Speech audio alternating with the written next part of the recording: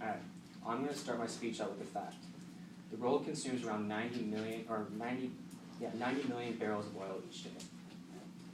About everyone uses oil daily, and the place that we see it the most is cars. I mean, we're so far away from everything. You have to drive to the grocery store, you have to drive to school, you have to drive to work, because they're all so far away.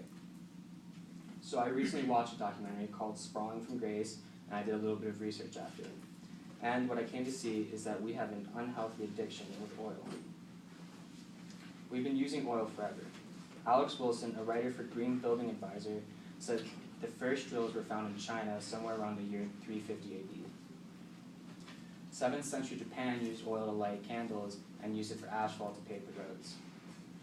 In the 9th century, it was distilled by an alchemist by the name of Muhammad and to kerosene used for lamps. Now we use oil for a lot more. According to the documentary, 95% of the oil that's made today is used for transportation, such as jet fuel for planes, gas for cars, gas for buses, and all that. And the United States is the leader in consuming oil at a rate of about 18.7 million barrels a day. We are about 5 million barrels a day ahead of our second place. That's according to nationmaster.com. So, have we reached peak oil?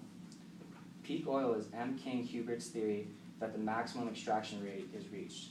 So it's not necessarily that we're out of oil, and the way he describes it is with a bell curve, so it goes up, reaches a point, and it's only going to go down from there.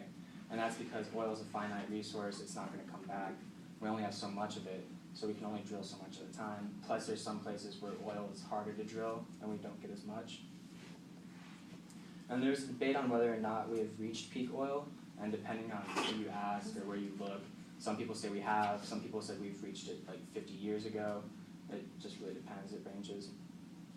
But it's still scary because once we reach that point, our oil consumption is only going to go up with population increasing and more technology out there that requires oil and more people driving cars, that once we reach peak oil, we're not going to have enough oil for us, or eventually. And like I said, you can always drill. There's a place in Venezuela that has about 800 billion barrels worth of oil, but drilling there we can only get about 1 million barrels a day, which isn't economically sound to do. So why are we using so much oil? Well, there's a lot of factors. Everyone loves to travel. I mean, there's planes. Planes use up a whole lot of oil. Cars, buses, any mode of transportation. And in the documentary, Sprawling from Grace, it talks about how cities are set up now and how houses are so far away from any commercial real estate, like I said earlier, like grocery stores or your school or anything. So if you want to get there, you're more than likely going to have to drive or take a bus if that's available to you even. We also burn a lot of gas sitting in traffic. A lot of people, I mean, you know, if you go on the 101 North at like 6, when it's rush hour, you're not moving. It's going to take you like 20 minutes to move a couple miles. And the government, to try and fix that, they just add another lane, which costs us millions and millions of dollars as taxpayers. And it's not even a solution, it's just kind of prolonging the issue of traffic, because eventually more and more cars are going to get on the highway or wherever they add an extra lane, and it's still going to have a bunch of traffic.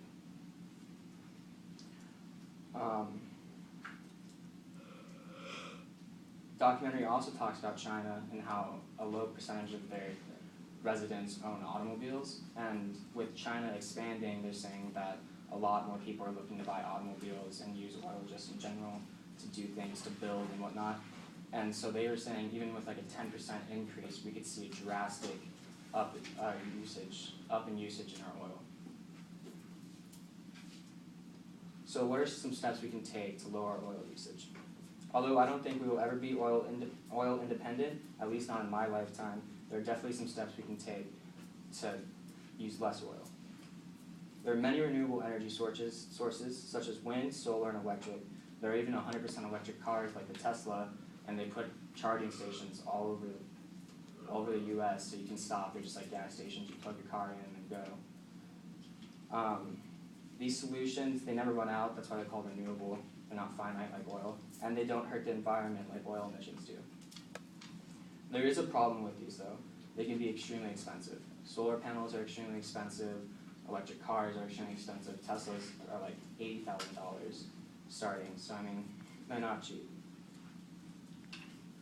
There are definitely easier ways though that we can go about conserving oil. we can take public transportation, like the light rail here, buses, there's Orbit buses that pick everyone up, you can go to school in. If you're close enough, you can walk or bike to where you're going, or the easiest way, if you know someone going the same place as you, there's no need to take 2 cars, you guys can just carpool. So let's review. We as a nation consume an enormous amount of oil, which is a finite resource, so when it's gone for good. We've been using it for a long time, daily, for multiple things, but it is not our only source of energy, so I believe that we can stray away from our oil dependency. Now that you have a good idea about our oil usage and alternative solutions that can be used, you can start making an effort to be more oil efficient.